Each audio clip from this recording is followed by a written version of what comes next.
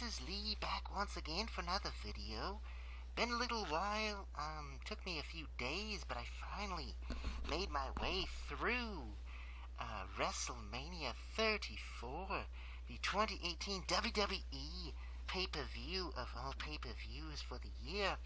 Now, of course, everyone already has read the spoilers. I admit I am not a WWE watcher. I do not follow Raw and SmackDown Live, 205 Live, and so forth on the WWE Network, although I do have a subscription. Got a subscription several months back just so I could watch NXT. And even then, really only to see certain talent on it, mostly former TNA and Shimmer wrestlers appearing on that show. I also got it for the table for 3 specials, which were quite enjoyable, and some of the older, WrestleManias. So, I don't really consider myself a WWE fan. I'm more of a professional wrestling fan, which means I enjoy the shows. But really, I focus on this channel on women's wrestling. So, a lot of this is becoming more and more mainstream just because of what WWE is doing now. So, kudos to them for promoting quality women's wrestling, finally, after all these years. Something they haven't done since the early 90s, really. So I wanted to share my thoughts on WrestleMania 34, not as someone who watches, and follows all the storylines and characters, but someone, who watched the show and enjoyed it. And, mainly I got together with another fan, another friend, ahead of time. And, the two of us, made our predictions about who was going to win each of the matches that had previously been announced. So we kind of made our predictions ahead of time, and I didn't, view any spoilers. I watched this all on the network. I didn't watch the matches in order, but we didn't commiserate or anything, so this was completely, and actually I guessed right more often than he did, and he is a regular watcher, so some may say that means the show was predictable. Whatever. But I'm going to start off talking about the women's matches and the matches that I was interested in, and then maybe I'll share some thoughts if I have time and energy for the rest of the 5-hour and 10 or so minute program. I did not watch most of it live. Most of it I watched on video on demand several hours after it started, but that's the good thing about the WWE Network. I don't care if something is live. Some people, they watch this stuff, they don't really watch it, they're kind of half paying attention, and once it's over, they don't care anymore. Or once they know the results, they don't care anymore. For me, I'd rather go back and watch, good matches. And as a Shimmer fan, I'm used to watching matches, a year or more after they first aired. That's how most Shimmer fans do it, because only a few of them can watch it live. Of course, this is WWE, this is the big leagues, this is the biggest budget, wrestling show in the Western Hemisphere, if not the world. It always kind of seems a little strange to see WrestleMania, it's this huge fanfare of big budget, it's like the Olympics or the Super Bowl in terms of budget, flash and pizzazz and all this filler, but then it's all about just a little stage with some wrestlers on it. A handful of people, pretending to fight, and a little padded mat. But that's what it is. So I don't mind the low-budget nature of independent wrestling or non-WWE wrestling. I think some of the high-budget stuff, the video screens everywhere, in the floor, and the sides of the ring, in the rafters, it's a little distracting. I don't really care that much about it. I mean, good for them, they've got so much money to promote this stuff, but whatever. So, now getting on to the matches, I kind of took some notes here. So, the main reason I wanted to watch this show, and this was the first WWE pay-per-view I've watched, well, I didn't even watch the whole thing, I skipped a lot. I only watched the actual matches themselves, but this is the first pay-per-view I've actually done that. Usually I'll just pop in a pay-per-view, maybe I'll watch the main event, maybe I'll watch 1 or 2 key matches, and that's it. But with the network, you get everything. So it's not like, well, I paid $50, I have to watch the whole thing. I paid $9.99 to have access to everything. and I watch at my own pace. That's fine. I don't have 5 hours to devote to that. If I'm going to do that, I'd rather go to a live show, and sit through it myself. But, I don't want to spend $1,000 to watch, one or two good matches, honestly. So, match-wise, Asuka Kana from Shima in Japan and so forth against Charlotte Flair. Now, Charlotte Flair, I hadn't watched too much of her, honestly. I'd seen her in a Table for Three special. I'd heard, various blogs and people talking about her, and she looks like Ric Flair, and she's blonde, she does cartwheels, and she has dance music, and she kind of imitates Ric Flair, her father, whatever. But she was the SmackDown champion. So Asuka goes up against, and I thought, I want Asuka to win. I know it's not all about winning, but they played up this big Goldberg-esque, streak. She was undefeated in NXT. She had to, when she quit NXT to go up to the main roster, she was undefeated. And of course, with these undefeated things, wrestling is fake, so whatever. But I liked that for once they brought in an outside wrestler, someone who had not come up with WWE from the beginning. In fact, someone from Japan, so a non-native English speaker, and actually treated her with dignity and respect, actually allowing her to be formidable rather than a joke or just to enhance the, mainstream people they wanted to push. So I thought that was very unusual, and I liked it. I liked the fact that her character was pretty much like what it always was. Now, there were some differences. I'm used to Kana. They changed her name to Asuka. Fine, whatever. Very common name in like anime and wrestling. Evokes Japanese-ness, whatever, to Western audiences, I suppose. Meaning the future, the Empress of Tomorrow. So, Charlotte Flair, her opponent, very athletic looking, big reputation. So, Asuka, of course, beloved, been a fan of hers for a long time. I think I saw like 1 or 2 clips when it was announced she was coming to Shima, and I instantly was a big fan. I have a preference for Joshi. Japanese women's wrestling is very high quality, hard-hitting, very dramatic, very energetic, high speed, not afraid to do, violent or, over-the-top angles. Very similar to male wrestling in the West. In other words, not just, well, here's a couple of pretty girls that kind of slap each other around and kind of play, and, it's all about, which boy they're in love with.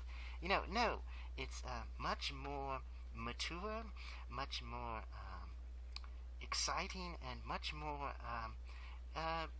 respectful, I guess is the word, because it's not just, these are just eye candy, or they act like children. Of course, the male wrestlers also act like children. It's like, you hit me, no, you hit me first, whatever. But it's not just appealing to little kids. So Kana, I think epitomizes that. She's a, very attractive young lady.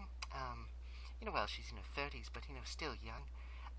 But she doesn't rely on that as her appeal. She relies on, many hard strikes, kicks, and submission holds. And of course, I've been through this, but I'm saying this, maybe you're watching this video, this is the first of my videos you've seen, so a lot of respect for her.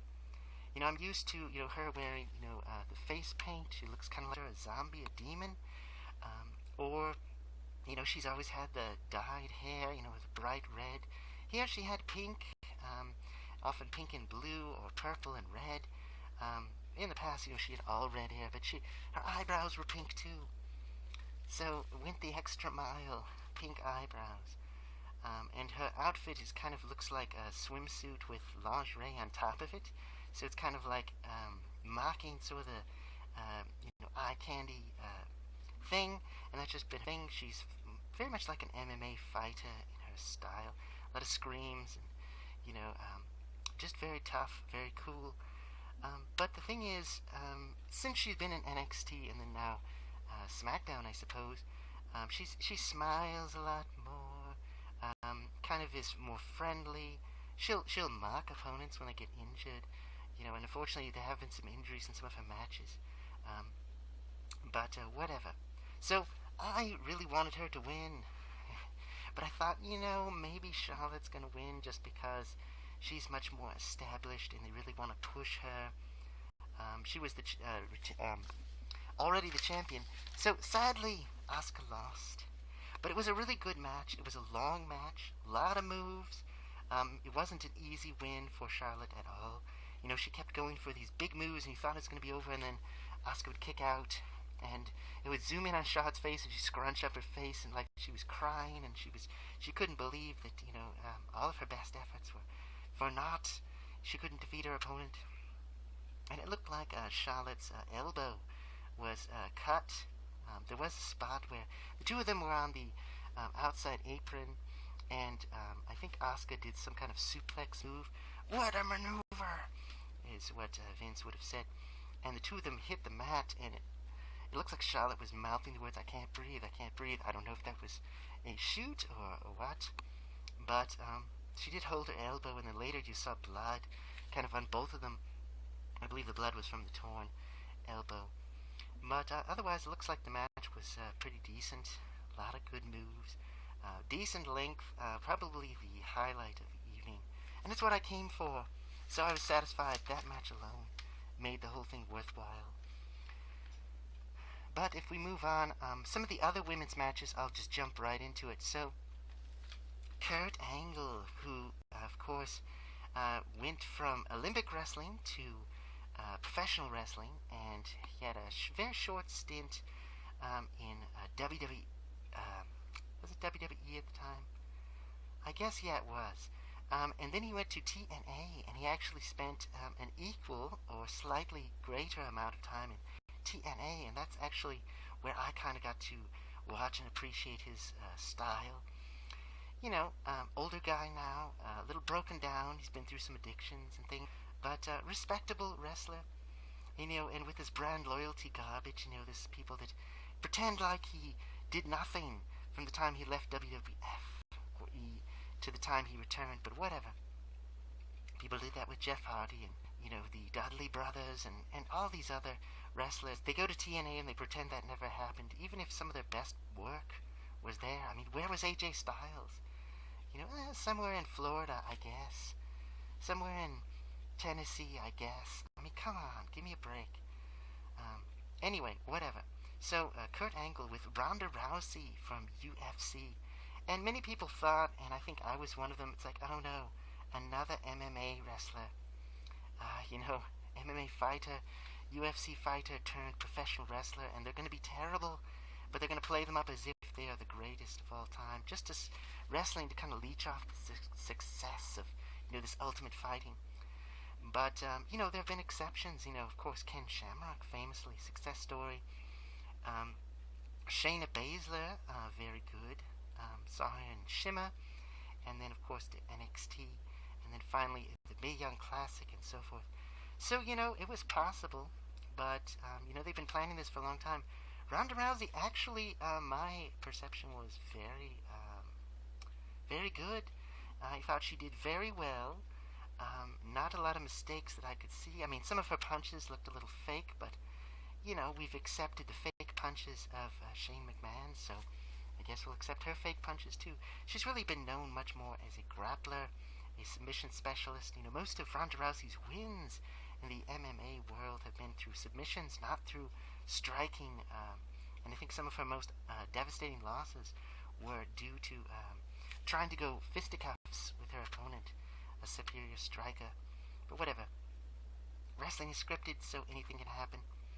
And of course, the two of them were in a tag team against Stephanie McMahon, of course, who is much larger than Ronda Rousey. Experienced wrestler in her own right, even though she plays an authority figure. She's always slapping people in the ring and kind of degrading them in front of everyone.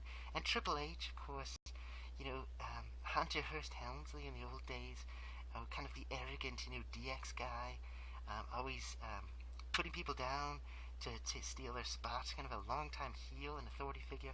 But, I have respect for Triple H, the man, Paul Levesque, for what he's done to kind of build bridges, smooth over relations with former talent who've been on the outs with WWE, maybe because of ego on their part or on the part of his, big boss, Vince K. McMahon. But anyway, of course, Stephanie's daughter, Triple H married to her in real life. So the two of them, often playing heels. So behind the scenes, they seem like savvy business people, and they definitely have heart. But of course, in character, they're scum, and you want to see them crushed. So I was happy with the outcome of this match, and I predicted ahead of time that Ronda Rousey would make Stephanie tap out and get the win, and sure enough, that's what happened. So I was not surprised, but I think that's what everyone wanted to see. No one wanted to see anything else, really. So, it kind of seems unbelievable that someone as small as Ronda Rousey could take out Triple H, but, they go, oh, he's an older guy, he's maybe not in the best shape of his life anymore, and, she could use his own momentum against him, and whatever, I suppose. A lot of chicanery, a lot of trickery. So these intergender matches, can be done well and done right, and make them plausible in the world of professional wrestling. So I enjoyed that. I'd say that was quite good, quite entertaining for what it was. Let's see. Moving on, the Women's Battle Royal. I guess originally they were going to call this the Fabulous Moolah Memorial Battle Royal. But there were some political things behind the scenes. People saying, Fabulous Moolah was terrible. She treated the women she worked with badly. She kind of loaded it over them and cheated people. Other accusations of, a criminal nature. But of course, the real story is. But a lot of people bad-mouthing her. And WWE decided, apparently, because I didn't study this in depth, but apparently they decided, let's just call it the Women's Battle Royal. I didn't like this match. I did not enjoy it. I thought it was very hokey, and I felt this way about a lot of the Battle Royal / Royal Rumble matches I've seen. And maybe, if you go back to the 90s or the 80s, it'll be better, but they're just terrible. And the reason for that is, you fill the ring with wrestlers. Okay, cool, you got the spectacle of all these different costumes and characters, some of whom you know, some you don't. A lot of them are just people that came in just for that one night. And a lot of people get thrown out right away, so you don't get to see them do anything. It's just a mess. But then it's very transparent when they want to focus on two wrestlers. Everybody else would kind of like sink down and hide underneath the ropes. Or even worse, in these women's matches, I've noticed this at the first women's battle royal that they ever did, some pay-per-views ago. People would actually slide under the ropes and just kind of wander around in the ringside area. It's like that's allowed, apparently. Unless you're thrown over the top rope, you're not really eliminated, so you can just hang out outside the ring as long as you want to. And the camera doesn't focus on them, so it's like those wrestlers just disappear. And then they can kind of show up at the last minute at the end and win. It's very stupid and very, very annoying. It's like there's no stakes, and there's no logic to it. Just, okay, I guess the rules are so loose that it doesn't even matter. And they're over so quickly. So, a lot of silliness at the beginning. They eliminate Dana Brooke and a couple other people. They just gang up on certain people. And then a lot of people kind of slide out of the ring, and then the camera isn't even looking, and people get eliminated. I think there was a commercial break, even. It was just very silly. And then at the end, Naomi. I couldn't even remember if she was in the match. She just kind of showed up and threw Bayley out. And, of course, I did not predict that. I thought, okay, well, I'd like Sarah Logan to, Crazy Mary Dobson, a.k.a. I'd like her to win. Didn't think she would. She's too new. She's not that well known. Then I thought, well, maybe Sasha Banks, because they pushed her so hard. And in the last big Royal Rumble, the two of them and a couple others, there was like 4 people that stayed in super long, almost the entire thing. Like they held it all together. Clearly they have the talent and the stamina to keep things going. But Naomi shows up, and the announcer's talking about, well, Bayley, she's got a little bit of edge to her, and she kind of double crosses somebody. But it's all silliness, because they're all working together, and of course they're going to double cross one another. There's no friends in this. They're just going to do whatever they can to win. So I did not enjoy this match at all. I was really disappointed. They really could have done better. So these women's battle royals, I mean, it's cool that they exist, but they're they're just not very good. They're not very exciting. And so now, when they announce these, male or female battle royals or Royal Rumbles, I just kind of go, don't really care that much. I mean, really, 99% of the Royal Rumble is just, I wonder who's gonna show up. But there's always a swerve ending that's just not satisfying at all. So, boo on that one. Another match, let's see. We had Alexa Bliss going against the much larger Nia Jax, or Nia Jax, but Nia Jax. And of course, Alexa Bliss, 5 Feet of Fury, Little Miss Bliss. People hate her. But one thing I noticed about this match, and it was quite interesting, because if you're a Shimmer fan, let's go back a couple of years to a show, well, not a couple of years, but let's go back to the time long before this WrestleMania when Tessa Blanchard, who of course, Andy Izzy, the little girl in the crowd yelled at her, "You look like Alexa Bliss," as a taunt. She really does. Of course, she's brown hair instead of blonde, bleach blonde. But she has kind of a similar attitude, Alexa Bliss and Tessa Blanchard. Tessa Blanchard, arrogant, full of herself, quite good, quite skilled and talented despite her small size. And her good looks, kind of throws you off.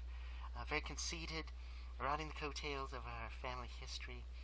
But then she has a much larger sidekick tag team partner enforcer, Vanessa Craven, a muscle-bound, not traditionally attractive, by modern standards, wrestler. And the two of them have a falling out. And when Tessa and Craven, finally have it out with each other, it's the opposite. We're supposed to root for the underdog. We're supposed to hate the bullies. We're supposed to hate the strong who prey on the weak.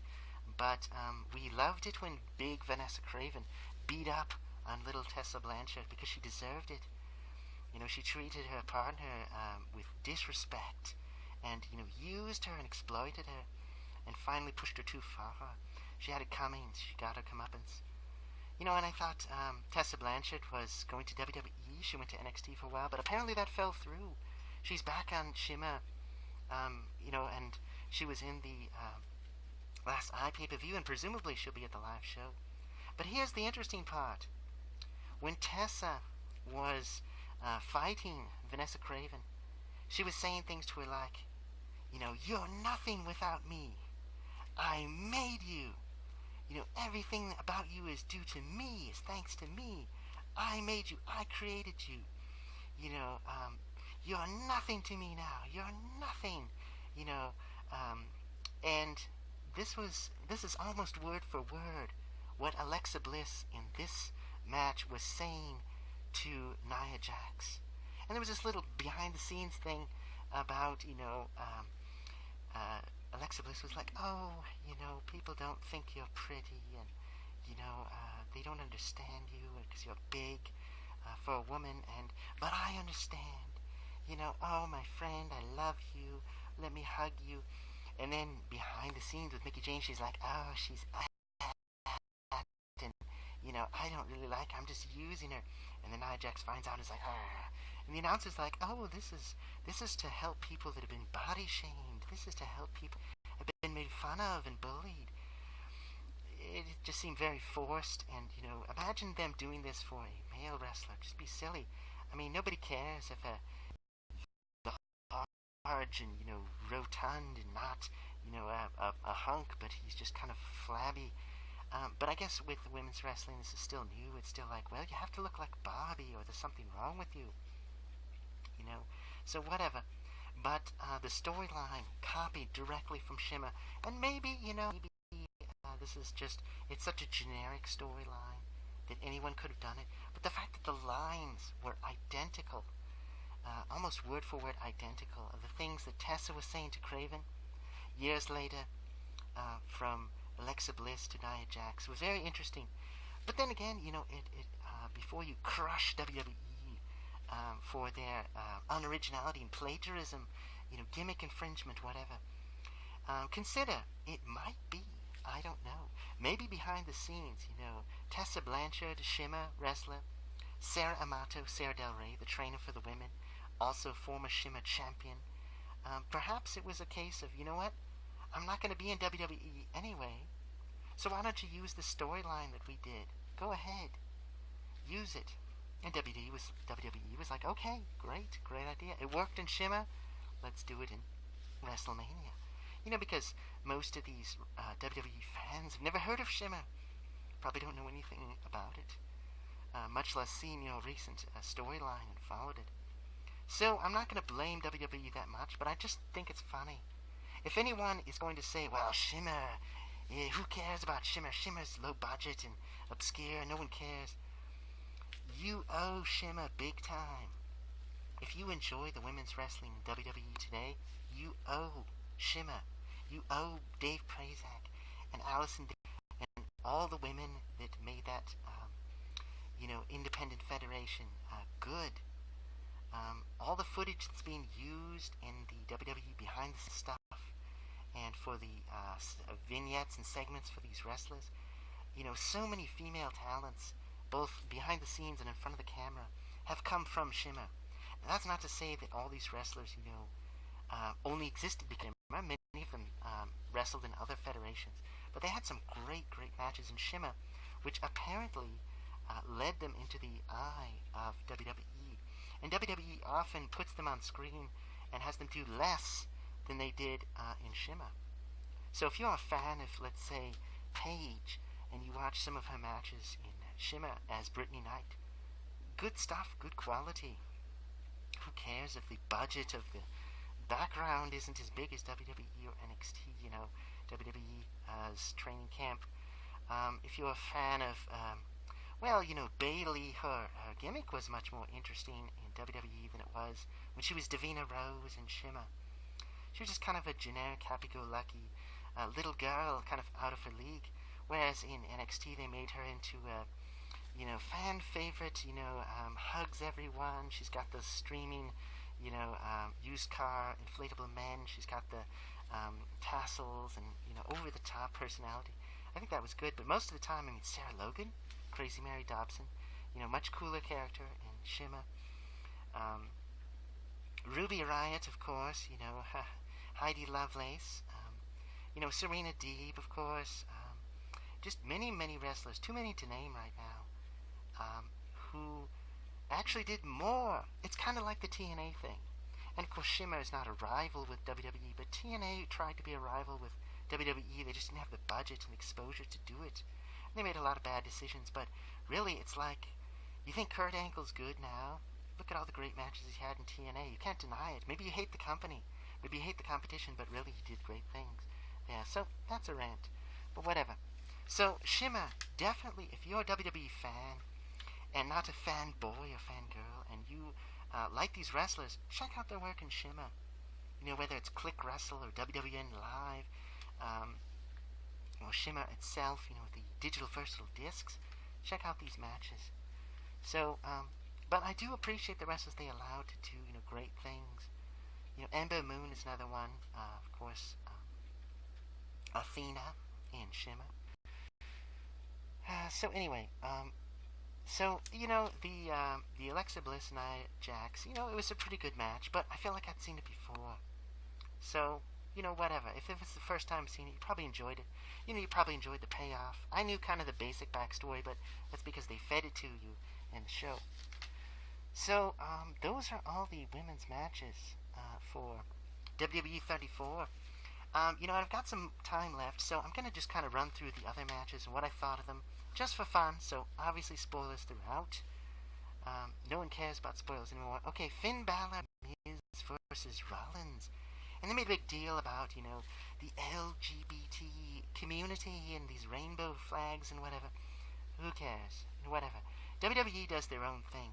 They spend a lot of time, years, doing these angles, making fun of gay wrestlers and gay characters. And now they want the support of the community, whatever. They're a publicly traded company. They do what they will to make money. So, who cares? But Finn Balor, not wearing his demon makeup disguise outfit, whatever. So that's kind of disappointing. Just kind of a generic, stubble-faced, medium-build guy cruiserweight, whatever. But he was my pick to win. He went up against the Miz, former reality star, turned pretty decent wrestler, kind of like a modern-day Jericho, but without the golden locks. And then Seth Rollins, who, the whole gay, and he did some wrestling matches back in the day, which were a little embarrassing. Let's just put it that way, and I'll just, less said about that, the better. But the three of them, whatever, they had a three-way match. But as it turns out, Seth Rollins took the win. Whatever. I didn't have a lot of stake in this, but, I had to make my pick, my guess, based on nothing other than who's in it. So whatever. I think Finn Balor's match against AJ Styles, not too long previously in one of these other pay-per-views, was pretty good and much better, much more enjoyable. Okay, we had Sheamus and Cesaro. Of course, Cesaro, and I almost said Antonio Inoki, but no, that's a totally different wrestler. But he went by a different name back in the day, and he was kind of known to Shima fans, Chikara fans. Claudio Castagnoli was his name. Pretty good guy, pretty big guy. But anyway, the two of them against Braun Strowman, kind of this big guy. He looks a lot like Bray Wyatt. Just kind of a big guy with a big beard, and I guess they do these over-the-top things where he's kind of like the Caucasian Mark Henry. He lifts up like buses and things and knocks them over. He got thrown into a garbage truck, whatever. He wears patchwork clothing, big scraggly beard like a mountain man. Well, anyway, he picked this little kid this child out of the audience. Nicholas, this little long-haired kid. It looks like he was 12 or something. And he just said, you stay on the outside and let me do the rest. And so, something along that. It was cute. It was funny. So really it was just 2-on-1 handicap match. Because the kid, they brought him in one time, tagged him in, and then he was just kind of sitting there scared. And Cesaro was like, yeah, I'm going to get him. And so then they quick tag him back in. And then Braun Strowman just defeated these two guys. Whatever. Not a big fan. Who cares? And of course it's the classic wrestling angle. Was this some kind of Make-A-Wish kid? He didn't look sick. He could have been a child of one of the wrestlers. That's pretty common as well. But whatever. Maybe he won a contest. Who knows? But obviously you can let a little kid get destroyed in the ring by these giant men. So you knew he'd be okay. So I'm sure the kid had the time of his life if he'd never done this before. AJ Styles against Nakamura. This was a great match. This was at least as good as the Asuka Charlotte Flair match. So the two of these probably the best, my favorite of the night. AJ Styles, classic wrestler, love him. His style and everything. He looks like a medieval knight with his long hair and beard and mustache, and his shiny outfit kind of evoking armor almost. Not quite shining armor, but close to it for a wrestler. X Division back in the day. Great guy. Nakamura, of course, doing this shtick, this gimmick. The two of them have had rivalries before in Japan and places like that. But Nakamura very much like a Michael Jackson Thriller, almost like a psychotic version, doing these exaggerated dance moves and just, yelling with his long Jerry curl hair and, huge entrance with this very catchy music. And they kept on doing it, and it was stuck in my head for at least a day after that. But obviously a fan favorite, so, they had this great match with lots of moves. And, Nakamura does a little bit of the not quite Goldust-esque, like he's getting in the personal space of the other wrestler and whatever. More of this, bizarre behavior that WWE always promoted with their characters. And AJ Styles just kind of pushes him away. And they have all their moves, and they do some great spots. And it was just a great match overall, as I knew it would be. Enjoyed it very much. AJ wins, but it was a hard-fought victory. And at the end, the sign of respect, Nakamura has the belt. He picks it up and he's holding it. Like, so close to getting this. And then he kneels down like he's proposing marriage to her. But no, he respectfully, he bows his head and he's giving it to AJ, and AJ is like taking it gratefully. And then, of course, Nakamura does the old uppercut to the crotch, and AJ's like, he's crushed. His friend betrayed him. His, rival took it too far. And, of course, Nakamura, kicking him and, throwing him out of the ring and just, being brutal to him. And, of course, a heel turn, people booing. So, that was fun. That's classic wrestling shtick right there. You never know what's going to happen, but people are pausing the ring. You're like, okay, something's going to happen.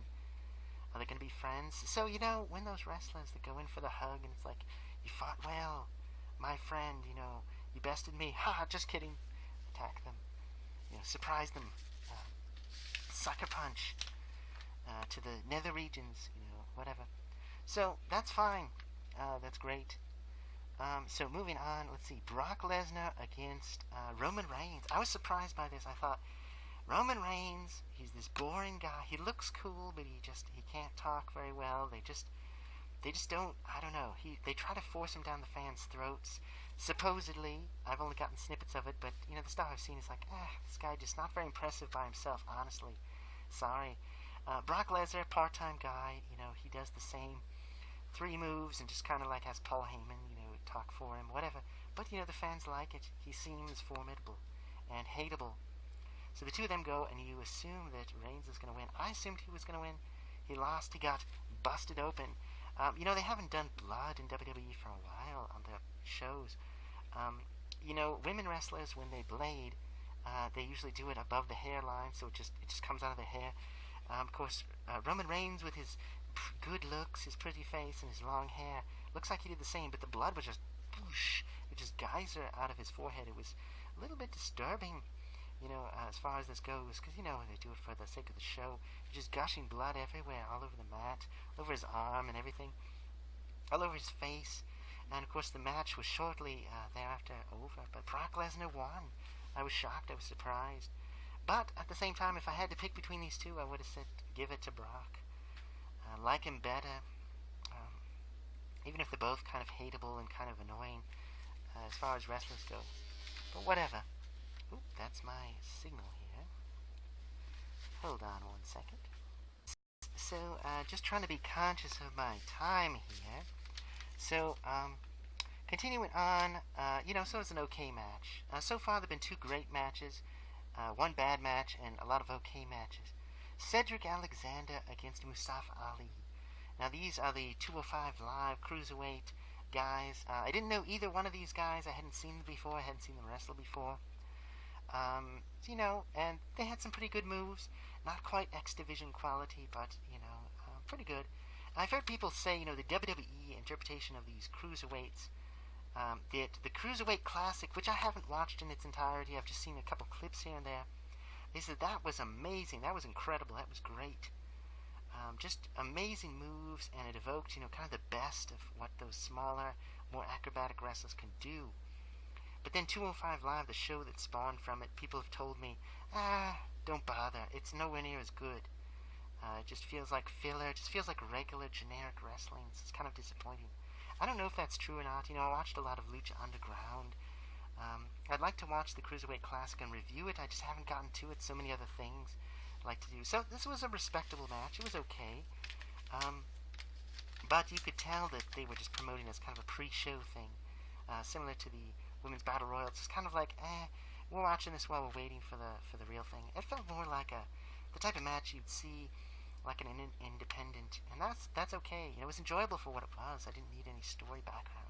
But the story was, these two are friends, and one's the heart and one's the soul, and they respect each other, but they really have to fight for, who wins. It's on the line. So, okay match, not bad.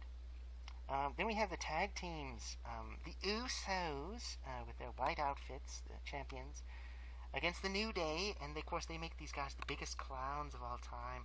It's like they're trying super hard to make them as goofy and ridiculous as possible. They're dressed like unicorns, and they're really bright pink and blue like they're babies, and they have these pancakes, and they're throwing pancakes into the crowd, and they have these little people dressed like pancakes doing the worm in the background, and they have these graphics of these, unicorns and rainbows.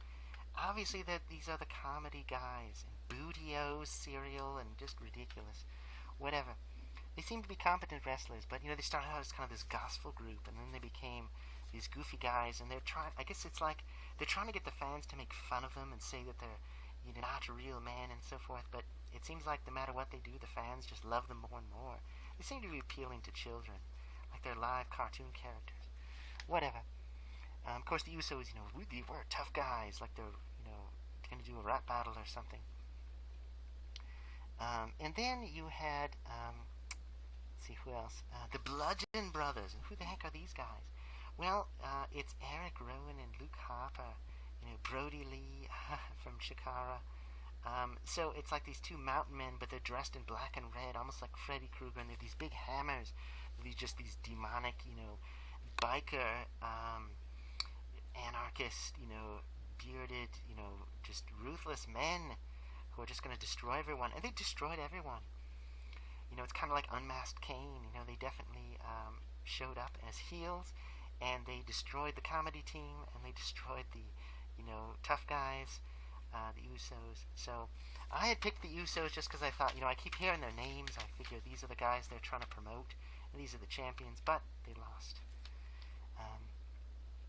So that's that. Bryan Danielson from Ring of Honor came back after a long hiatus. I assumed he'd never wrestle again, and I was kind of worried for his safety because I thought, he's had so many concussions, his doctor said no more. And supposedly they cleared him, but, you wonder about these wrestling doctors. They seem a little corrupt. Seems like they give, steroids and other medication, painkillers, just willy-nilly. They just hand it out like candy. And, CM Punk has complained about it. It's like people get these really bad injuries, and they just go, patch them up and send it back to work. Work these guys until they can't even move, and then send them home.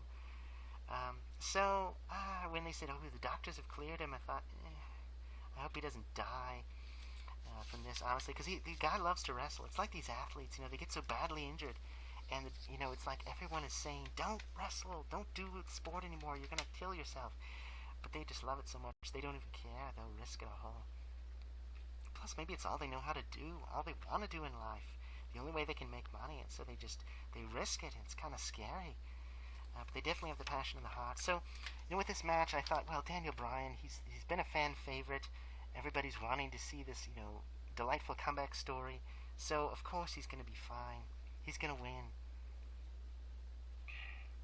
And Shane McMahon was with him. Of course, it's funny to see Shane McMahon because, he was this young kid, doing all these extreme stunts back in the day. Now he just looks like somebody's dad. But he still moves and does everything he does because, he's a big guy. Like Vince. Vince is an old man. What's he doing out there? But he's acting like he's a bodybuilder and so forth. But, so, of course, Shane much younger. But, he has a short haircut, gray hair and everything. So the two of them, he thought, well, underdogs. Daniel Bryan, small guy. Big beard and does the yes thing that everybody loves and does in every sporting event ever. Against Kevin Owens and Sami Zayn. Kevin Owens, people are like, oh, he's too fat, but he's popular on the indies, and, he kind of won people over, and he became a heel. Sami Zayn from this NXT guy, didn't really follow him that much. So they're the heels, and then, of course, Daniel Bryan wins. He's out of the match for a while, and they did the same thing with Kurt Angle a few pay-per-views ago, oh, he's so injured, he can't do anything. Oh, the doctors are going to have to watch him for like half the match while the other guy does everything. And then he's going to make a comeback and win the day unopposed. So, watching very carefully, you see they don't, he doesn't do anything to hit his head on anything.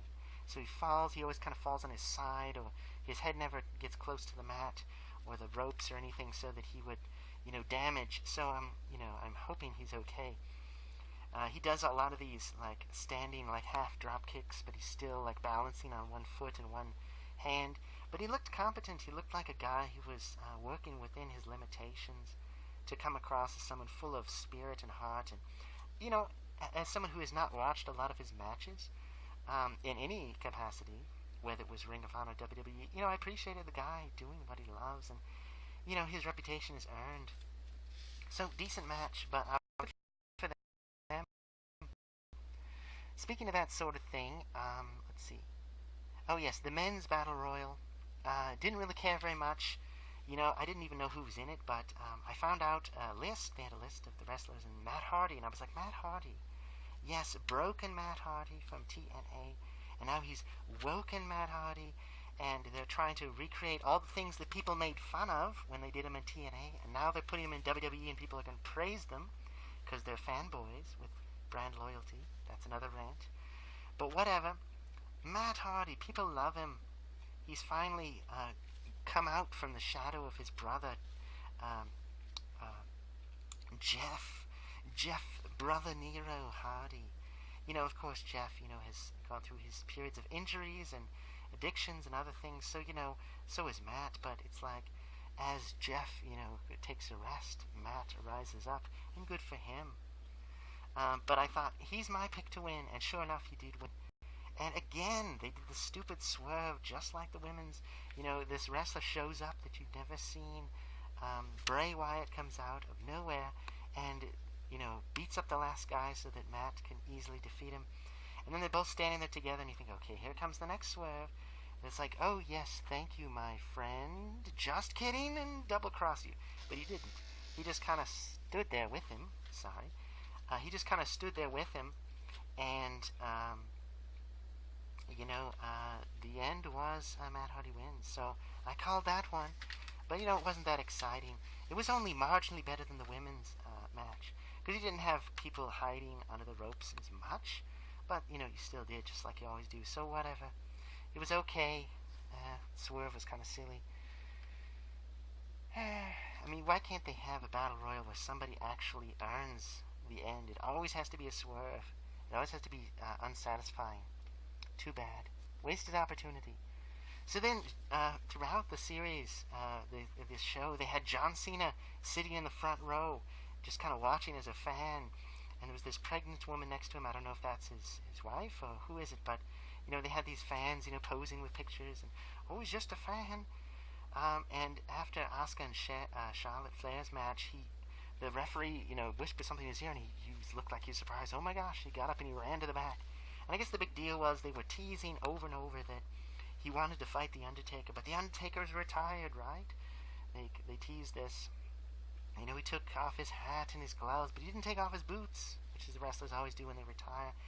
So John Cena runs to the back, and he's going to fight.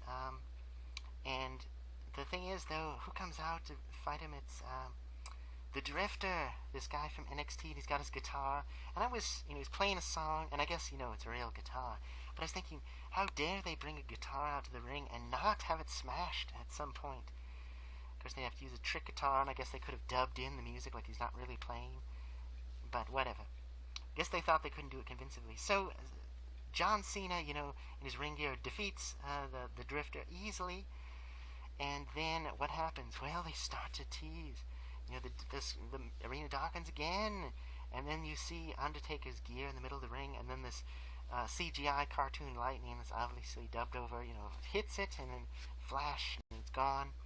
So someone must have just grabbed it. And then finally the Undertaker comes out, and it's not Biker Taker like people were talking. Well, it's going to be, the American Badass. It's going to be the Biker Taker. Whatever. But nope, apparently the Undertaker's out of retirement.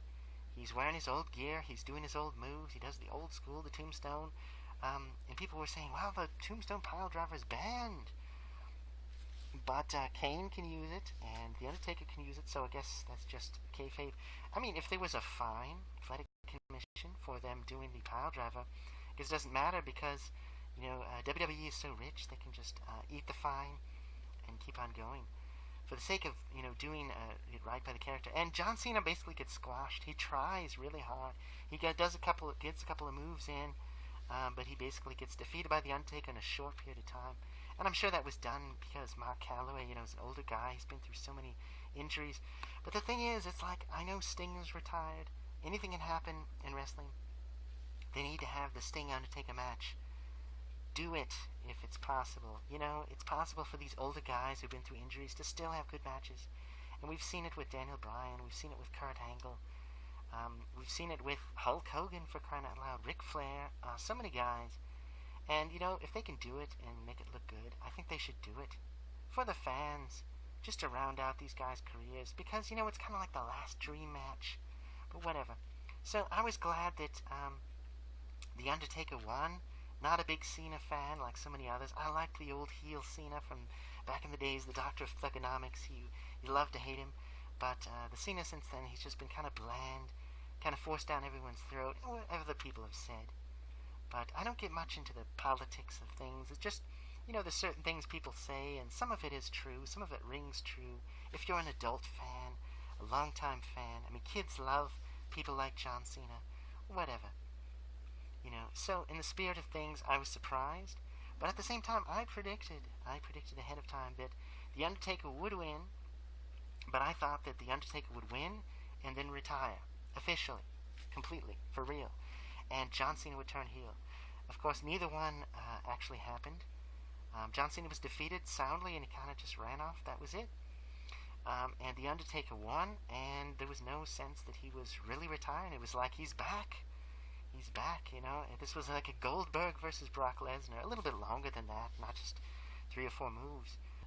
So, enjoyable show overall at WrestleMania. But, if I hadn't talked with my friend ahead of time and kind of played a little game of making predictions, I really wouldn't have cared much about these matches. I probably would have watched AJ and maybe 1 or 2 other matches, but otherwise just focused on the women's matches to record and review for this channel.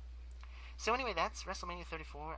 If you watch the whole thing, that's a Herculean task, including the Hall of Fame speeches and all that stuff. That's a lot. That's a lot of wrestling. You really got to be a huge fan to want to watch all of that and actually care about it. But I would say definitely the Charlotte-Asuka match, the Ronda Rousey, Kurt Angle, Stephanie McMahon, Triple H match.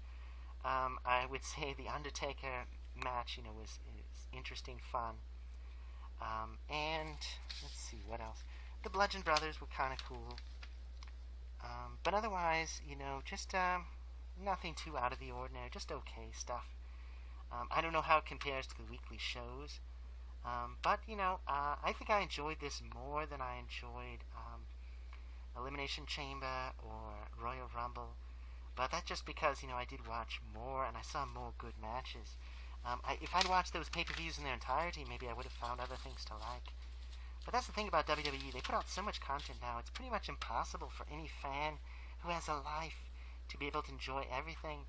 They're just going to have to pick and choose what they want. That's why they have the network.